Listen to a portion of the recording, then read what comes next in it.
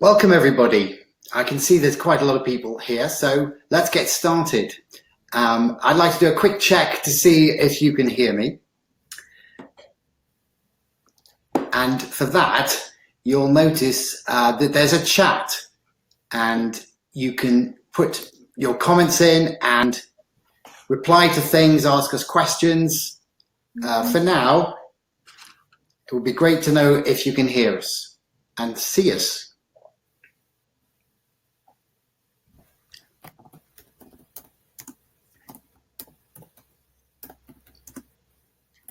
Good. Okay. If you have any problems, put some message in the chat window and either Gary or Gemma will try and give you some help. So thank you very much for coming. And we've been thinking quite hard about how to use assessment to help you. I hope you're going to like these ideas. Some of them are quite new, and we really appreciate some feedback as well as hopefully providing you something you can actually use. Okay, so just in case you're coming to us for the first time, we've been doing quite a lot over nearly 2 decades in this general direction. And it started back in 2003 with a feeling that science was not really very much like what we're preparing students for in the real world. And so we came up with this idea of update, and people showed their age when the teachers used to say it was called UPD8, before texting really got to them. And so we were putting real life science into curriculum materials within a week of the news to make things fresh. We extended that in 2008 to a whole Key Stage 3 course called Wicked. And then we went into more social scientific issues and finally realized at the end of about 10 years that it was never going to be enough. But because the pressures on schools forced the curriculum to get ever narrower. And so really the only way was to look at how to change the curriculum itself. And we started that with AQA's help, and we actually designed the Key Stage 3 syllabus for them, which looked great for a while. And then we realized that that wasn't going to work because clearly the division between Key Stage 3 and GCSE was fairly artificial. And now we all realize there has to be a 5-year coherent plan if students are going to do well enough at the end. So here we are with the 5-year plan that has been supported by AQA and is still changing because of the complexity of it all. And you're going to see some of the recent changes this afternoon. Let me introduce you to my colleagues. On my left is Gemma.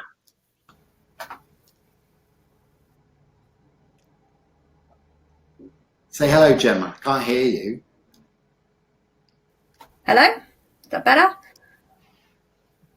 Yeah.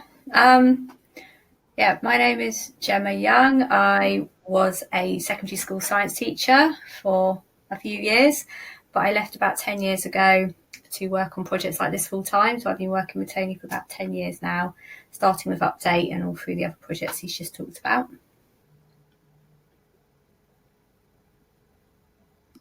And Gary. Hello everyone, my name's Gary. I've been a teacher for 10 years. I've been a second in science, a lead practitioner and an assistant head teacher. I've worked with Tony in the past on some of the Wicked stuff, I think it was. And I've always been a lover of the update stuff. And I joined Tony several months ago on this project as well. Thank you very much.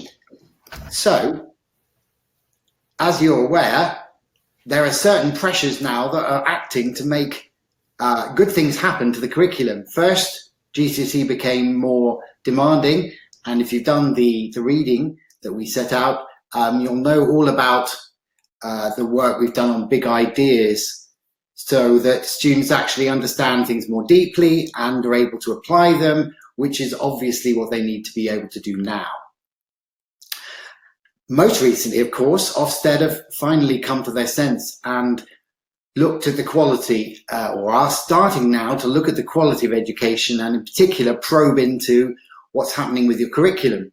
So there's clearly lots of interest in how to design a more coherent curriculum offering.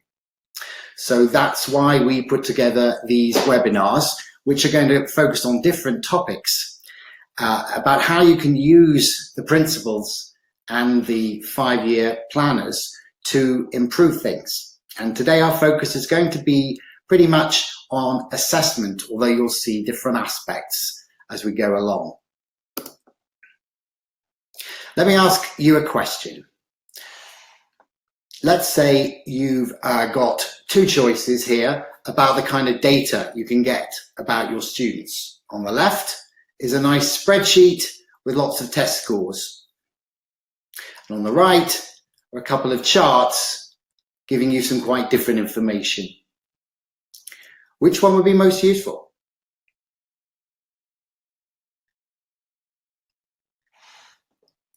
That seems to be a rhetorical question here because I haven't got any answers yet, but I'm hoping that you would think that the graphs on the right would be useful because they can actually tell you what to do. Whereas spreadsheet data is very much this is what's happened in the past. Okay, that can tell me which students are doing better than others, but it actually doesn't really help me to know what to do differently now. As in business, where businesses use what they call key performance indicators, these are designed to focus on the really critical aspects of performance and help you improve what you do. And we need those kind of indicators for learning too, if we're going to improve it. Now, we're putting those things up there because we hope that will make you think, gosh, that's actually rather nice. If I could get that kind of dashboard data, that would be really helpful. We're going to show you how you would be able to compile it using this 5-year plan. Not only would it tell you about your class in detail, you would be able to drill down to every individual student and see for every single concept and important piece of knowledge, whether it's the concepts or the inquiry skills, exactly how they're doing. Even better, they could use that data themselves to take more ownership of their learning. Now, what it really takes is a little bit of change in the way you think about a curriculum. So let's give you this different analogy. So you can imagine that going from year 7 to year 11 and GCSE is a bit like a journey by aeroplane. I'm very fond of going long distances by airplane, so that's why I thought of this analogy. I know people think about flight paths with assessment, but I think you'll see in a moment that it's not quite as it appears. We certainly have a very long journey, but there it's not altogether obvious how to make that journey happen. So a pilot has a flight plan, and this is a really fairly complicated document because flying from one side of the earth to the other isn't as straightforward as going from A to B. A to B isn't usually the shortest distance measured on a 2D map anyway, as you probably know. And not only that, you've got the wind, you've got the weather, and you've got the fuel to worry about, and you've got airspaces that you can pass through or not. So flying is quite complex, and I think you'll agree, learning is equally complex. But what we generally have is a pretty much fixed flight path. Certainly, traditionally, people have tended to go, well, I've got these units, I have to spend roughly equal time on them, and basically I go through them, I teach and I test, and whatever happens with that test, I move on to the next unit. That is what many people have come to think of as a science curriculum. It's a fixed flight plan, and it's so ingrained that you might think that's all you can do. However, if we go back to the world of aircrafts, some nasty things have happened in the past with fixed flight plans, a famous example being Air New Zealand's flight in 1977, when they travelled to take tourists around Antarctica to see the amazing things. Unfortunately, there'd been a mistake in one of the numbers of latitude that was programmed in. And so the pilots had set off on a very slightly different course. And because of this course, and because they couldn't actually see very much because of the weather conditions, they ended up ploughing into Mount Erebus on Antarctica, and everybody died. That's a tragedy and an extreme example of what happens if things go off course. Of course, in learning, what we mean is there could be some kind of learning crash and your students just don't do very well when it comes to GCSE. And that would be because you've kept going basically in the wrong direction and you didn't really know that you were off course. And here's the evidence. You come to your students in year 10, let's say you're teaching forces. I hope you can see the numbers here. You've come to teach forces in year 10, and you start off with Newton's laws and all that stuff, and you're not really aware that in fact half of the previous concepts that students really required to be in place before you started were never really mastered. So you're already off course, and the likelihood is that students will not be able to get these more complex concepts because the foundations are not in place. So I think that's quite analogous to the plane situation here. And if we're not really aware whether students are on course or not, and if we don't check our course often, then we're likely have to have the same kind of learning crashes. So you can look at the 5-year plan, which is called Blueprint, as a kind of mastery flight plan designed to keep you on course. So the long-term destination or goal, again, this is in the reading, is a combination of getting high grades at GCSE, but also teaching students how to think scientifically. And they go hand in hand now with the way the GCSE is now composed. But the only way to get to that long-term goal is to continually stay on course. And that's where this concept of mastery comes in. So here is the definition of what we mean by mastery.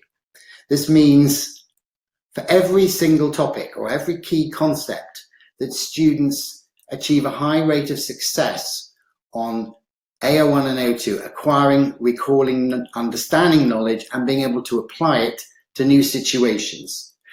And they do this with the knowledge of the science and also the related inquiry skills.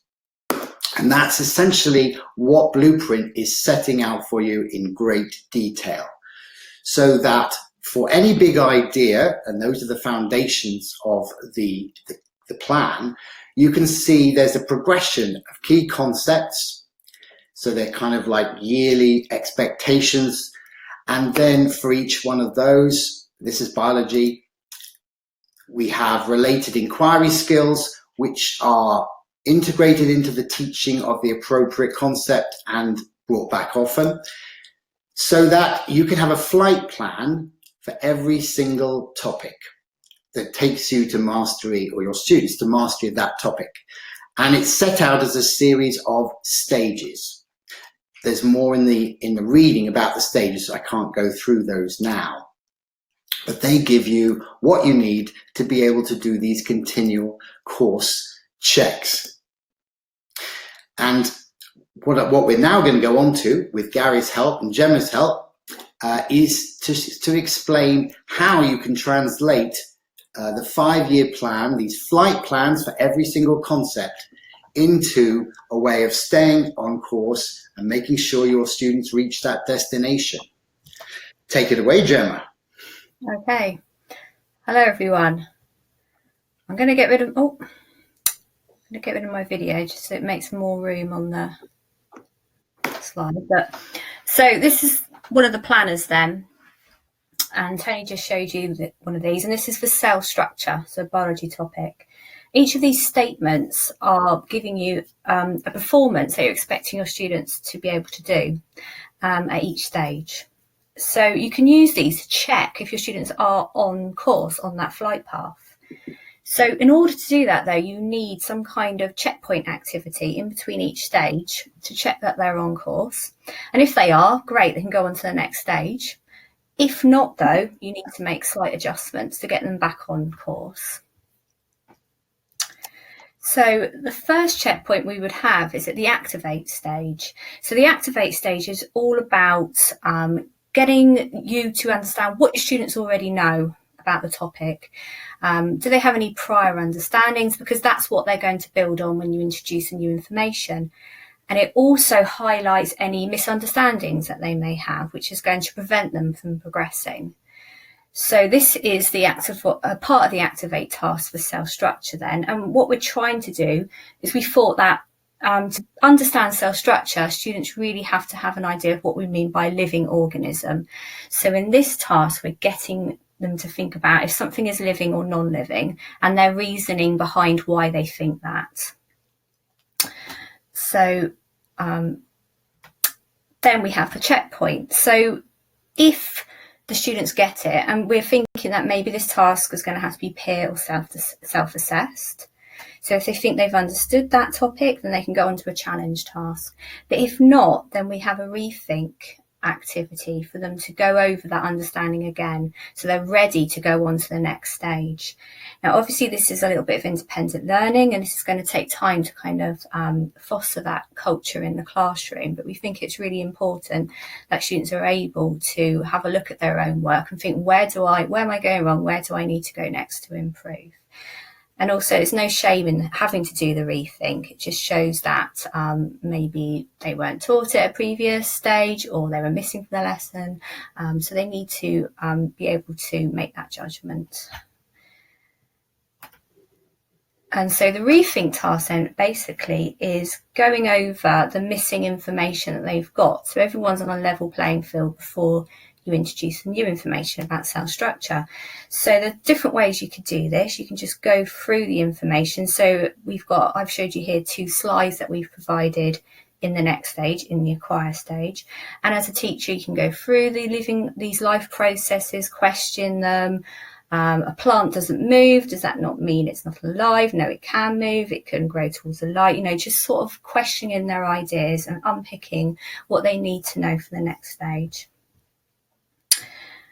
Okay, so the next stage then is the acquire. So this is the heart of the unit. This is where students are going to make sense of the understanding and they're going to acquire the new knowledge.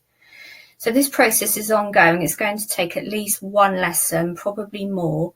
So really you need points throughout that acquire stage to make an assessment about what's going on and to shape that process to keep them on track. So we use different sources of evidence throughout acquire. Slide questions, epilogue task, and exit tickets, and I'll quickly go through each of those. So the first one, so the acquire is in the form of a PowerPoint, and we have slides with questions on the bottom, so you can check student understanding. Some of them are very quick questions, they're easy to assess in the classroom who gets and who doesn't. Some are more discussion questions that they can have in groups, and you can do this throughout the lesson just to check that students are understanding every new piece of information you're introducing to them. And we have each question on the guide as well, so you've got them in front of you, you know where this lesson is going, and you can also record however you want a general feeling of how you think the class is going, what percentage of the class understand this, is this something maybe I need to go through again. The next thing we have is an epilogue task. So the structure of these acquires are at the start, students are introduced with a question, a kind of mystery, a problem they have to solve. And in the epilogue task, they will answer that. So they will use all their understanding, their skills that they've acquired to answer that question. So in this cell structure lesson, they're shown a structure at the start which has been found underneath the Antarctic ice, and they're asked, could this be living? Could this be evidence that organisms can live in extreme environments? This could be evidence for aliens on different planets. So we're setting them up this mystery. And in the lesson, they look at microscope slides of living organisms, and they discover they're made up of cells, and cells have got this certain parts, this structure. And in this epilogue, then they explain if they think the structures under the eyes could be cells. So they're comparing the structures of living cells, and they get the student sheet which guides them through this process. And they're using an inquiry skill as well about assessing a claim. So is this claim correct? What evidence have we got that backs up this claim? So it's bringing all those things together. So it's a written task, and then you can use that to assess how well they've understood all those things. And the final thing we've got here are exit tickets, and these are at the end of every lesson. And they're very quick questions for you to get an idea of, do the students understand the science idea? And we also have questions on skills as well. And this is a nice way you can actually assess each individual student. You can get them to write the answers on a piece of paper, which they will hold up. So you can get a nice idea of who in the class gets it. If you've got students that don't understand, then you can give them maybe some different homework or something for them to get an idea of the understanding before you move on. So that's the acquire stage, and at the end you've got this checkpoint. Did they get it? If they did get it, so of all the evidence that you've collected, if you think your class are ready to move on, they can move on to the next stage, which is called apply. And this is where they're going to be applying that new knowledge to new contexts. We have practice books that do this, which is a series of apply questions, and also a methodology for students on how to answer those kinds of questions. If they don't understand it, then you can have review. You might want just a quick activity, a quick discussion. You might want a whole another lesson reviewing those understandings before they move on to the apply stage. Okay, and that's it from me. Have you got any questions?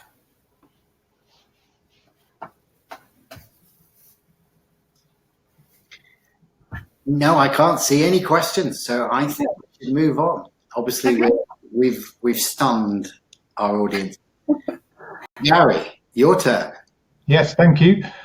So once the Mastery Curriculum is basically founded on the principle that some students will not always get the learning first time that you'd expect, and we know that from teaching pupils that they don't always get it first time. So we have to checkpoint to make sure after we've taught them the stuff that they understand it and do they get it. So what we came up with is something called a diagnostic quiz. It's a dead quick quiz which can reveal misconceptions that pupils have, and it's also can be done self-assessed. So it can be done quickly, and the pupils can do it. So it's less workload for the teacher to do themselves. So this is just an example of one of the acquire and apply tasks which you would have learned. So this is to do with the concept of weight in year 8. And you've got the different principles there, so level 3, level 2, etc., that you want them to understand. Move on to the next one. So what we did, and you could do this as well, is we created a quiz, this diagnostic test, and in that you can see we put the different principles there for the understanding. But also what we did is we put the misconceptions which pupils generally have around certain topics. So this one, for example, some pupils might think mass is the same as weight, or falling is natural, etc. And then we devised a number of questions to test the knowledge which we just taught. So I'm just going to show you an example of one of those questions. So we'll look at question number 3. So you can see on here, this is testing the level 3 principle, the weight of an object depends on the gravitational field strength.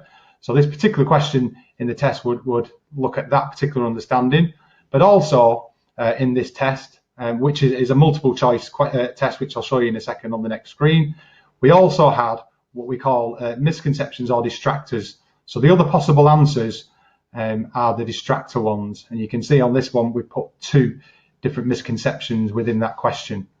So I'll just show you what that looks like.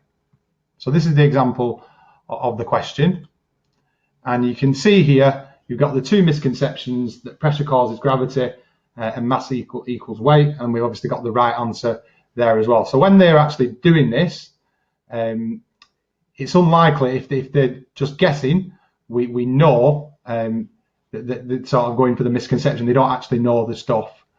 Throughout the test, there are a number of questions which actually look at that particular learning principle. So we know that they're not just guessing all the time, they're actually going for the same misconception each time throughout the test.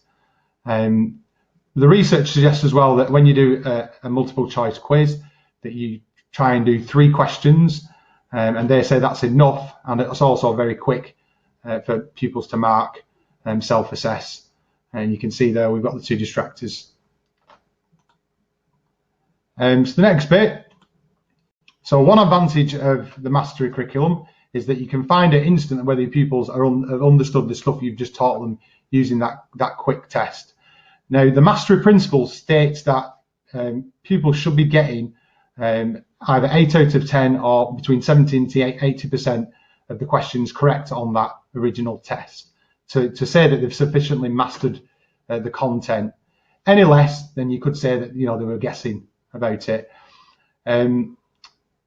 So based on what students have reached in terms of the test score, you would then think about what stage you would do next with those people. So the ones that have mastered it, have got the 80%, the 8 out of 10, then we would set them an analyse task, which is the higher order AO3 kind of material. If they didn't master it, then we'll look at rethinking. So they're giving them a rethinking task. So the first thing which we did when we created the quizzes is for every single test that we've got, we've given a feedback sheet.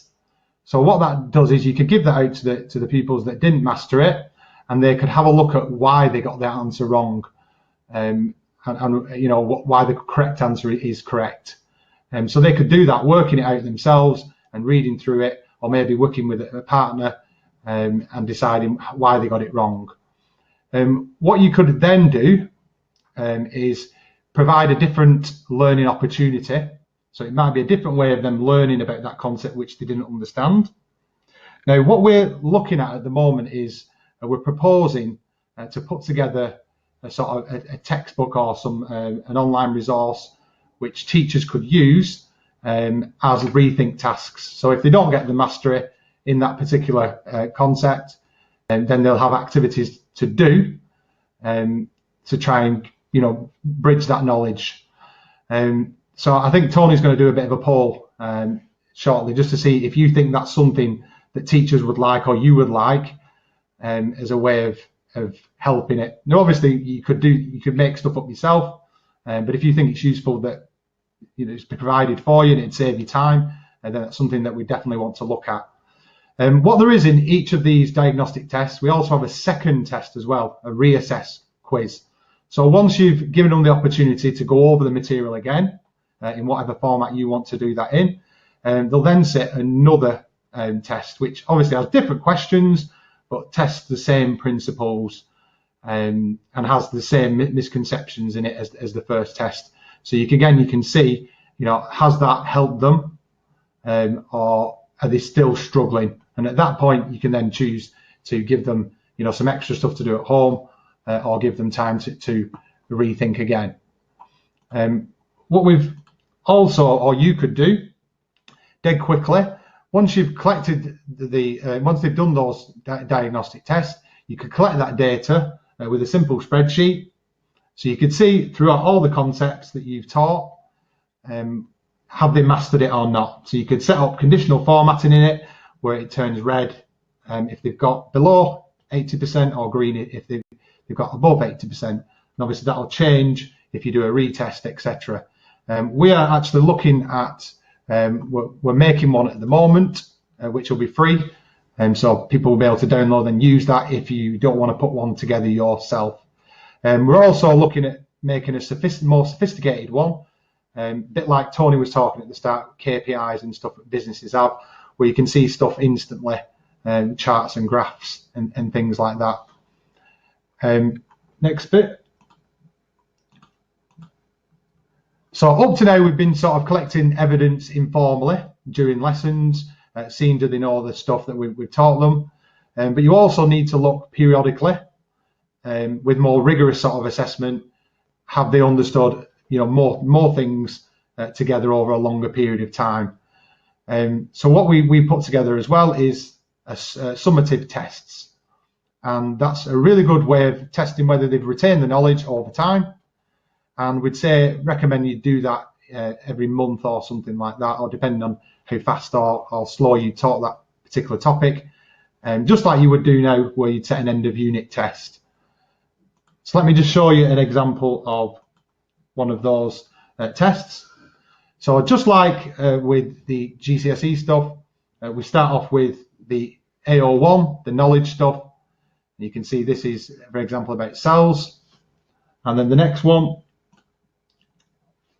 increases in demand a little bit, but it's still knowledge. And then we've gone on to looking at scientific principles, so testing the required practical stuff as well. And then on to the next one. So this is near the end of the test, where traditionally you'd have the harder questions in the exam paper and the AO3. What we've tried to do as well is on these tests is we've tried to reflect what the exams currently state as well. So you've got your 40% of your AO1, and then you've got your 60% of your AO2 and AO3. So we've tried to mirror that in the new assessments with these assessments which we've done ourselves. You can of course make your own now. I know AQA in the new examinations, in the mark scheme, it tells you which question is AO1, AO2, AO3. I'm not sure about the other exam boards, but I know AQA definitely do that. So you could make those yourself and put them together. So once you've done that summative test, you again can collect that data in from the pupils. And if you're a head of department, it's a great way for you to see across the whole year group and look at all the different classes to see which pupils have understood and which ones haven't. The differences with this kind of assessment, we've broken it down in terms of AO1, AO2, AO3. Whereas traditionally in the past, I know myself as a teacher, I would just look at the percentage or how many they got right, without actually addressing, is it the knowledge that they're struggling with, or is it applying the knowledge, or is it the AO3 higher order thinking skills?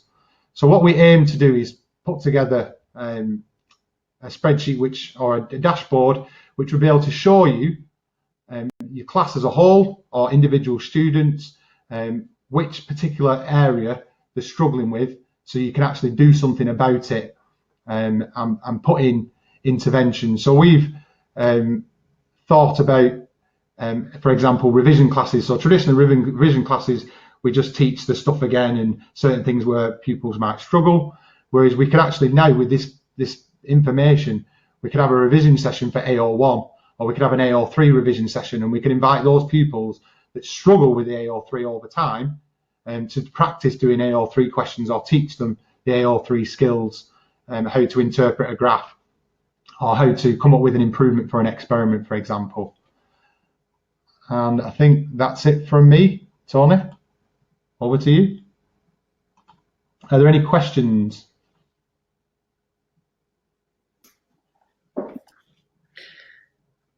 We've had some good response to the poll. I'm going to put up another one here. So let's see. There's a question here from Mark, Tony, just saying, how long are the assessments? Right.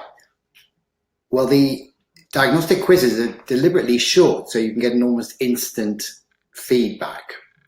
And they would be like 10 minutes at most. The actual end of unit tests, which are assessing like 3 weeks of work, probably those are like 15 marks each, so that might be up to 20 minutes, let's say. So definitely longer, but you need a kind of minimum time so you can get some more valid answers. Okay, so really we're coming to the end now. We wanted to give you some ways to progress this. So if you're interested, first of all, you should have a look at the blueprint planners. The ones that are up there are going to be updated into this new form very shortly, but you can certainly get all the main details from what's there now.